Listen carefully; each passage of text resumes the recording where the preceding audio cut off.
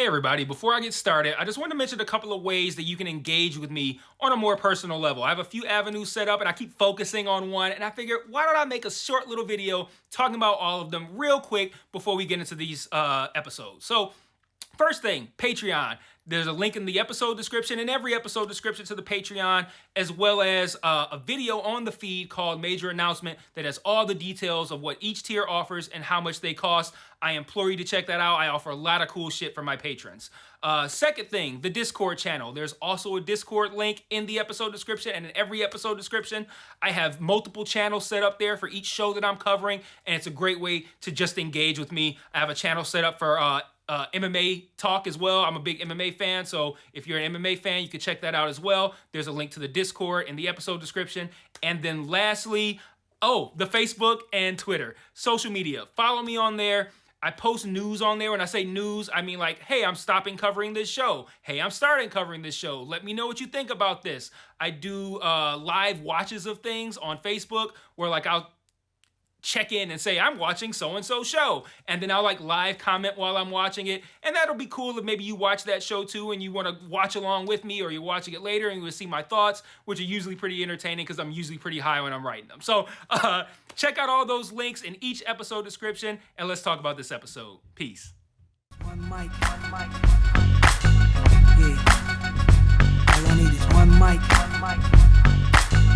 Yeah. All I need is one mic. Hey everybody, welcome back to One Mic, and today I'm here to talk about Season 1, Episode 3 of FX and Hulu's Shogun, entitled Tomorrow is Tomorrow. The episode title here, it's based on this nice little closing scene we have after Toranaga and Blackthorne have both successfully escaped Osaka. They decide to share this nice little swim together. And it was a nice moment for the pair, but also an interesting contrast to what we generally see on in TV and film, where it's kind of like the brown person earning the respect of the white person. So it's kind of cool to see the inverse of that, see it work the other way around. But while there was a lot to like with this episode, I did have a couple of issues. And one of those issues is very clearly a mic issue. I'm not gonna lie to you guys. I don't necessarily expect this to be an issue for anyone else, which kind of makes it a non-issue, but I'm here to give you guys my thoughts, and it's an issue for me, so you're gonna fucking hear it. The other thing I think was an issue is, I think, an issue with the episode, but I'll get to both of those things in a little bit. I want to start, though, by talking about what happens in this episode, because it does set the stage for some pretty exciting stuff going forward. So the main focus of this episode is getting Toranaga and Blackthorne out of Osaka. After the attempt on Blackthorne's life at the end of episode 2, we open this episode with Toranaga revealing to Yabushiga that he knows that Yabushiga betrayed him on behalf of Bushido. He asked what Bushido offered him, which was Toranaga's seat on the council. And even Yabushiga's like, I didn't even want that, this greedy motherfucker. And Toranaga's like, well, what do you want? And he says, I want the, what was it called? I have it in my notes. Suruga province. Toranaga says that he can have the Suruga province if he helps get Lady Kiri, which is Toranaga's wife, and Blackthorne out of Osaka and transports them to his own village. He agrees, but at the start of the trip, we see Yabushiga promising one of Bushido's men that he keeps his promises, so we're just going to have to watch him. Yabushiga's alliances seem to they're fickle. They sway with the wind. Like, we don't really know where this guy's going to go. So we got to keep an eye on him. Side note, another character that we're going to need to keep an eye on is that woman whose husband got himself and their son killed in the first episode. Oh, I don't think it actually happens until the second one, but you know the guy who spoke out of turn and then offered to end his whole bloodline in response. That guy, like, sorry I interrupted. I'll just end my whole bloodline. Sorry about that. I'll leave now. But there's a shot of his wife, his widow, looking over the remains of her husband and their son, presumably cremated, because they were like these little gift boxes. Had like a nice little ribbon on it and shit. I don't think it had a ribbon on it. But she's gifted these boxes of the remains, and she looks into the camera, like one of those things where she's looking down and she looks into the camera deep into her eyes, and they're like welled up with tears and a little bit red. And it's that very determined face that lets us know that she's going to cause all sorts of problems later. Probably in a good way, but still, she's definitely one we need to watch as well. Now, I want to talk about the first thing that I didn't like. The thing that I said is a mic issue. I really, truly hate the Blackthorne character. Like, passionately, I hate this motherfucker. Before I get into it, let me digress for a quick second, though. There's two reasons this video is up late. And this isn't a complete... I'm going to tie this back in. One, I started a new role at my job. It's not necessarily terribly demanding. It just takes up more of my time. And I've been insanely tired this week. And I think it's just kind of because my life to this point had been kind of like even keel. And then like this new role has been... It's been a lot more... It's been a lot more engaging. So I think because of that, I've been kind of like crashing at night lately. So hopefully I can get past that, but I've been really tired this week. Secondly, I watched this episode right at midnight on Tuesday when it hit Hulu. I was tired. I was maybe a little high. And when I thought about the episode the next day, I was negative on Blackthorne and this other thing that I'm going to talk about later. And I thought, you know what, Mike? Maybe you were tired. You were high. Maybe you were tripping. Watch the shit again. And so that's what I did. And that's why this video is late. I watched again, awake, sober, and guess what? I hate Blackthorne even more sober than I did while I was high. So that's how I said I was going to bring all this around. That's how I'm doing it. I fucking hate Blackthorne. So let's start with when everyone is preparing to leave Osaka. Blackthorne's getting patched up by this doctor, and he's just having a complete temper tantrum. He's like, this warlock, he aims to draw this foulness from my blood. Why does he always talk like a Shakespeare character? Never mind. Anyway, I'm just like, man, this motherfucker is such a goddamn buffoon. Like, he's loud, he's dumb, he's obnoxious. And here's the thing. It's an interesting role reversal, right? Like, generally, the brown people in cinema are portrayed as buffoons who have had to earn the respect of the white man. So I welcome this change in where the white man's in the subservient position and he has to earn the respect of the brown person. I like that. It's not necessarily the fact that Blackthorne is a buffoon that bothers me. It's the fact that his buffoonery is being played for laughs in situations where ain't shit funny. Like, it almost never fits in with the tone, and it's very fucking jarring for the episode. Like, and then this causes me to almost see him as a character who's ruining the show. Because I'll be into a scene, then he starts being a stupid fucking idiot, and I'm like, well, this was enjoyable until they decided they wanted to shoehorn in Blackthorne's buffoonery. So, like, for example, and I'm going to call this motherfucker a buffoon. It's the perfect word to fit. This motherfucker's a stone cold buffoon. That's what I'm going to call him until he stops being one. But, for example, let's talk about when everyone's preparing to leave Osaka. So, Mariko's husband, Buntaro, he comes into the room during Blackthorne's little temper tantrum. This warlock! Stupid motherfucker. Buntaro comes in and he informs Mariko that the three of them will be going on this journey, the one to Yabashiga's village. As they prepare to leave, we also see the aforementioned angry woman, whose husband talked his bloodline to death, as well as Toranaga's wife, Lady Kiri. They're going to be coming as well. Ishido learns about this, and he unexpectedly shows up, and he's pretending to show honor, but he's really there to kind of like do an inspection and make sure there's no funny business. A pregnant woman fakes having some sort of pregnancy pains or issue, whatever, to draw all the attention to her. And this allows Lady Kiri to be swapped out for Toranaga. We see Lady Kiri kind of like running off in the background. And then we see Toranaga kind of like in between some slats in the door, kind of like pulling the hat down over. So, and him and Blackthorne catch eyes. So we note here what's happening. As everyone's leaving, they're stopped a second time for another inspection. And no one in the party even makes an attempt to stop Toranaga's caravan from being searched. So Blackthorne takes it upon himself to be completely and utterly ridiculous. Like, for starters, it felt implausible to me that no one would even attempt to stop Toranaga's caravan from being searched, but whatever, I'll let that go. Most importantly, though, this scene, it was way over the top, and it was played for laughs during a very high drama moment. No one knows but the audience, Mariko and and Blackthorne, that Toranaga is in that caravan. They could and should have played this moment up for high tension. Is he going to be discovered or not? And I get that this scene was meant to convey that Blackthorne isn't really worth the trouble that everyone's going to in order to protect him. I get it. But he is, again, absolutely terrible with a capital fucking T in this scene. Screaming at the top of his lungs, throwing juvenile insults, which apparently that's just going to be his thing. And behaving in a way that any sensible human in that situation would never do because they'd be scared to be executed instantly. But no, not Blackthorne. Instead of being treated to a high drama scene of are they going to be caught or not, I instead had to sit through, you are a silly little man and your hair looks like the tail of a pony. Like, what the fuck, man? Like, come on, man. Like, that shit was so fucking stupid. And like, I'm sitting here like, oh, this is going to be a really good scene. How are they going to stop this? And it's him being, a complete and total buffoon. And I'm just like, why hasn't anyone killed this motherfucker yet? And then later, and I'll talk about this scene in more detail when I get there, he's shouting these stupid insults back and forth to Rodriguez on this other boat. And again, I'm just like, I don't even know these characters well enough to find this banter enjoyable. Like, it was played up like two friends, like, giving each other shit. Like it was supposed to be endearing or something, and you didn't put in the work for that to be endearing. It was just pointless locker room talk between two characters that have barely shared any screen time.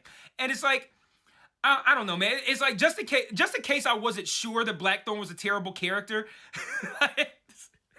like this felt, I can't even, it felt weird to write this in my notes, because I'm just like, what was the point of this scene if for no other reason to just continue to add evidence to the pile that Blackthorne is a cunt.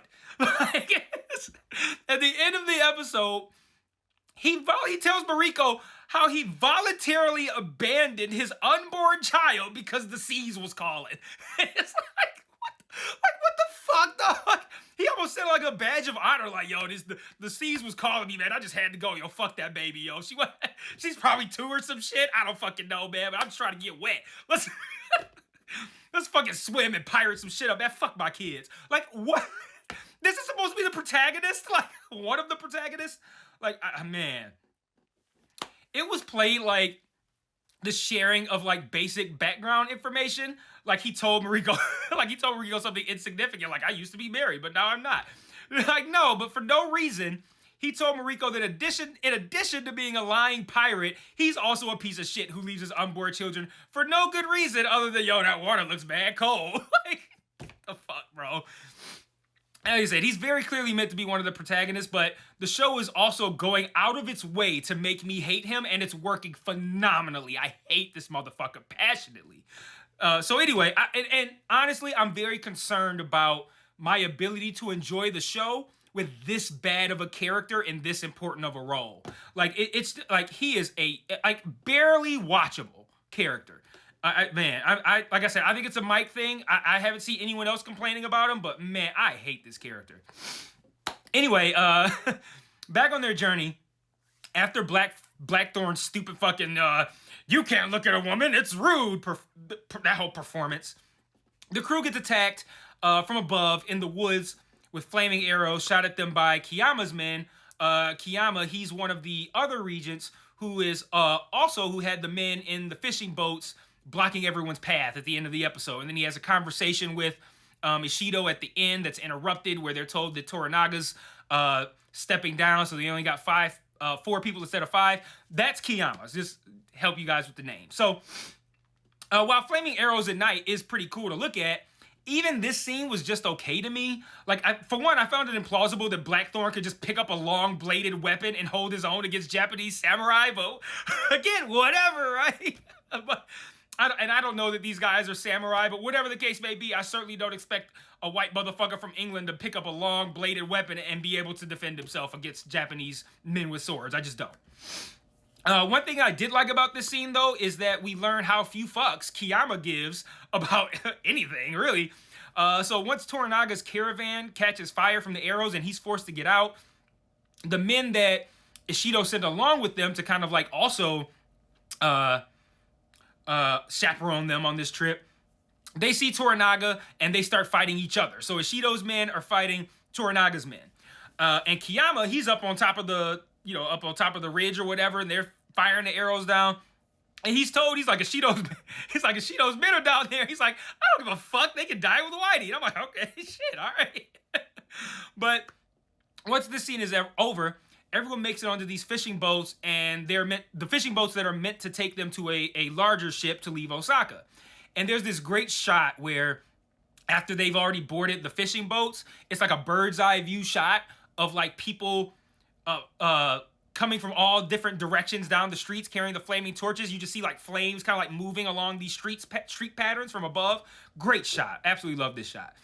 And furthermore, I love this shot, and it preceded what was for me the best moment of the episode. So the small boats, they're moving away from the shore, and Butaro rolls up late, and he's fighting off all the men that were chasing him. The ones that were coming down the streets with the flaming torches, he's fighting them off. And they're not terribly far away at this point, and Blackthorne's like, yo, we could go back and we could get them.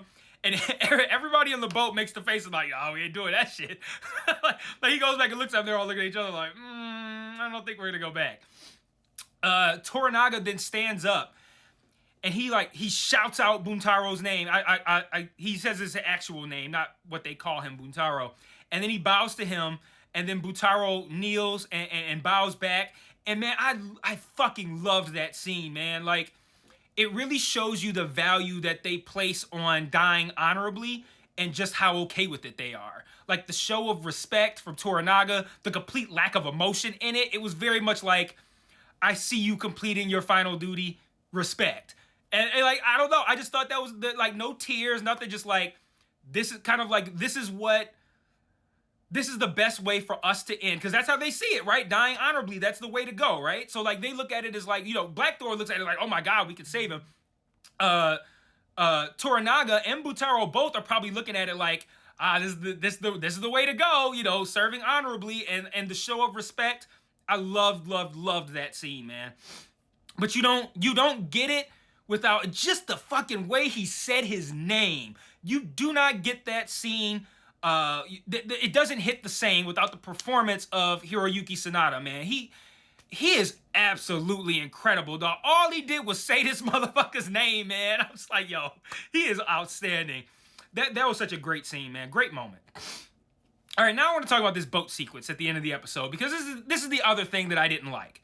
And I feel like this scene was built up like it was about to be, I don't know, entertaining. But what we ended up getting was underwhelming, uneventful, and it barely even made any sense. Like, so now the Butaro has presumably been left for dead, which he gets backed into a building and we don't see him die. He's 100% still alive, and he will 100% return later, mark my words. Anyway, they leave him for dead, and everyone boards this ship to leave, but Blackthorne notices a blockade of small fishing boats, and they surmise that due to the relatively small size of the boat that they're on, that if they try to just push through the blockade, they'll be sunk and killed. Like, the people in the blockade will be able to take them down. In the distance, they see a much larger Portuguese ship, which we learned at the beginning of the episode had no intentions of waiting for clearance and was just going to leave Osaka without permission. Blackthorne is like, yo, they can't sink that ship. It's way bigger than ours. So he wants to request that they get on that ship and leave. Toranaga boards, and they all arrive at this agreement where they'll ferry Toranaga and his crew through the blockade in exchange for 10,000 silvers. The captain gets to keep half of the profits. Toranaga will give them clearance to leave Osaka, which they were about to leave without anyway. He offers a church in Edo, his hometown, to the priest if they can flip the regents who support Ishido into supporting Toranaga. And then the final thing is that Blackthorne can't come, presumably because he's a scumbag pirate. And here's the proof. They have them like these books that Blackthorne had. The ones that Rodriguez had found in, I think it was episode 2. That's proof that, like, yo, Blackthorne's a piece of shit. Whatever. Toranaga still agrees to leave him. And we even get a shot of Blackthorne still on his boat, Toranaga and everyone else on the Portuguese boat, which is moving farther away. So everything is like, all right, well, I guess we're done here. And then Blackthorne just goes, fuck this, and starts sailing the boat that he's still presently on. And from this point on, and mind you, reminder, I've watched it twice. Something happens. I can tell you what, but I can't. Like, all right, let's just talk about it. So the sequence was built up as something that was going to be impressive. And all I saw was this Portuguese boat with Toranaga and his crew on it casually sail right through the blockade, and Blackthorne doing I don't even know what.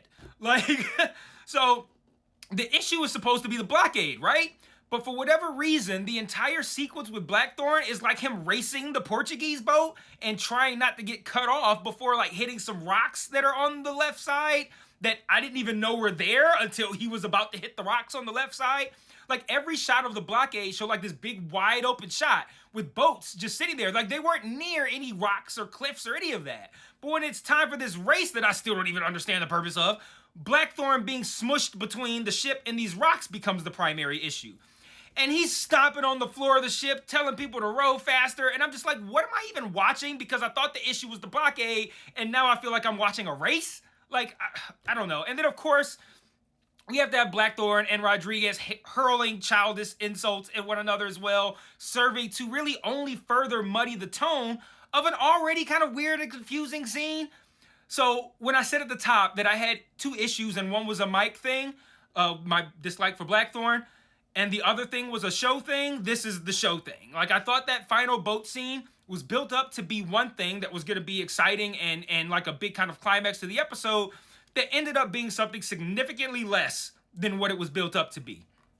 Once they're through the blockade, Toranaga rejoins Blackthorne, which again, kind of strange to me since you just left this motherfucker presumably for dead. I don't know what he thought was going to happen, leaving Blackthorne behind. But whatever the case may be, he left him. But for whatever reason, he's like, all right, they reconnect again. And then he overlooks his piracy and gives him the honorable name of Hatamoto. And I'm just like, for what? What'd he do? Screaming like a buffoon at the beginning of the episode, stomping his foot on the floor to really hard on the boat, talking mad shit. Like, that's worthy of honor? Yo, you was talking mad shit, Hatamoto. Like, why does this terrible character deserve any honor? He just bragged that he left his he just bragged that he left his kids to sail, like his unborn kids to sail. Like, I just don't get it, man. I don't get why he is constantly displayed as a buffoon, but then treated as honorable. I don't get it. So Toranaga wants Blackthorne to teach his men how to fight like the barbarians. And Blackthorne starts to be like, yo, I'm just a sailor. I don't know how to fight. But before he even finishes that sentence, he then says, never mind, it'd be an honor. So now he's a liar. Like, he knows he can't do this, but he's already agreed to it, so now he's a liar as well.